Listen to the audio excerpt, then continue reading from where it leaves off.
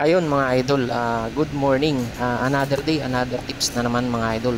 May isi-share lang ako sa inyo mga idol na konting idea about dito sa pagkaltas ng glass mga idol. So dito kasi mga idol is nakikita ko kasi na yung kaltas is binubutasan pa. So pwede naman yan mga idol kapag kabisado mo na, kahit hindi mo nabutasan yan para mabilis lang mga idol. So ganito mga idol, bigyan ko kayo example kung paano ko ginagawa yung mga notching sa glass kahit hindi nabutasan mga idol. So panoorin yung mabuti mga idol, baka may makuha kayong kaunting idea na pwede nyong magamit sa mga project nyo. So ganyan lang ako mga idol. So ginamit kong cutter dito is yung carbide kasi mas malalim ang baon yan mga idol. So ganyan talaga ako mag-cut mga idol. Bali dalawang kamay, baka sabihin na naman ng iba mga idol is sobrang diin ng aking cutter. So dalawang kamay talaga yan. Yung isa kasi dyan, yung isang kamay is control ng pag-ikot, tapos yung isa naman is siya yung nagdidiin. So ganun ang style ng sa mga notching mga idol. So ayan mga idol, bali dinaanan ko na ng cutter yan. So uunahin natin kakatukin yan yung pinaka corner. So diyan kasi may possible na sumibat yung dalawang guhit mga idol. So kung paano yung forma ng corner niya, ganun din ang pagkatok mga idol. Kung paikot siya, paikot din ang katok natin. Hindi ka pwedeng dumiretso dun sa guhit mga idol. So sisibat talaga yan. So yun ang technique dyan mga idol, kaya hindi sumisibat.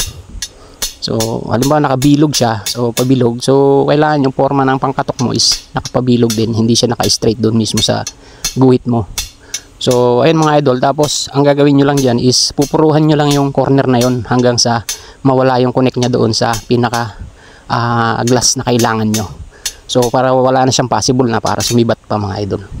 So ganun lang ang technique mga idol. So papakita ko sa inyo mga idol kung paano nga. So eto naman is guguhitan natin para tanggalin natin yung mga hindi na kailangan na glass dyan mga idol. So yung notching, so ganito lang, guguhitan ko lang ng isa yan mga idol para matanggal natin, makat out natin yung hindi kailangan. So ito yung itsura niya mga idol. So kung papansinin nyo, yung guhit is ano yan, diretso, kumbaga naka X, naka L yung guhit, pero nagpasobra ako ng 1/8 dyan. So lumaki ako ng 1/8 para kahit ipasok mo dun sa pagsasalpakan mo is pasok pa rin. So ganyan lang mga idol. So pupuruhan nyo lang yung pinaka corner dyan, pati yung ilalim ng mga guhit para wala na, hindi na siya posibleng sumibat pa dahil humiwalay na siya doon sa pinaka glass na kailangan mo. So nakahiwalay na yung ika-cut out mo mga idol. So ayun mga idol, so dadaanan naman natin ng isa para tanggalin itong cut out natin. So ganyan lang mga idol. Guguhitan mo lang ng isa yan, tapos kakatukin mo lang. So ganun lang kabilis mga idol. Tapos kakatukin mo ulit yung mga corner niyan mga idol. Pupuruhan mo ulit yan para hindi na talaga siya sumibat or hindi na siya magkaroon ng connect doon sa glass na kailangan mo. So palagi yung mga corner kailangan puruhan mo yan. So katukin mo ng husto yan mga idol para humiwalay siya doon sa pinaka glass na kailangan mo. So ganyan lang mga idol. Ganyan lang ang tamang pag-cut or pag-cut out ng mga kaltas mga idol. Ayun, panoorin nyo mga idol, baka sakaling may makuha kayo kahit konting idea lang para kahit kayo na ang gumawa mga idol. Kung may mga halimbawa project kayong ganito, so kailangan yung kaltasan or kailangan yung bawasan yung salamin. So ganyan lang ang basic mga idol. So ganyan naman ang lagi ang ginagawa ko kapag kailangan na bawasan or i-cut out yung salamin. So kakatukin nyo lang ng kakatukin yan hanggang sa matanggal.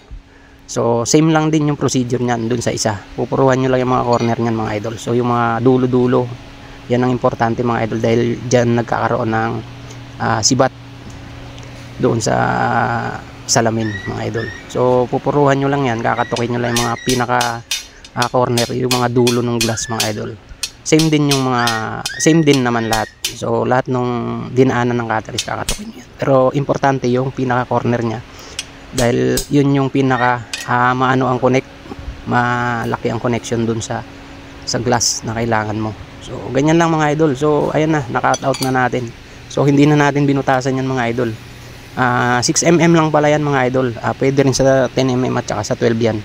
So same procedure lang din yan, ganun lang din ang gagawin mo. So yung iba kasi is binubutasan, so mas safe kasi talaga yon. So dito is parang error in trial ka rito mga idol kapag ginawa nyo ito. So kailangan mo ng mahabang experience na ginagawa mo ito mga idol. So ayun mga idol, so ayan parang binutasan din. So lilinisin na lang yan mga idol.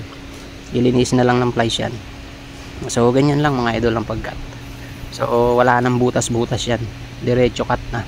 Ayun mga idol, ayun, naka-cut out na natin mga idol. So ito yung itsura niya mga idol. So yan yung glass na tinanggal natin. So ito, tsaka yung iba.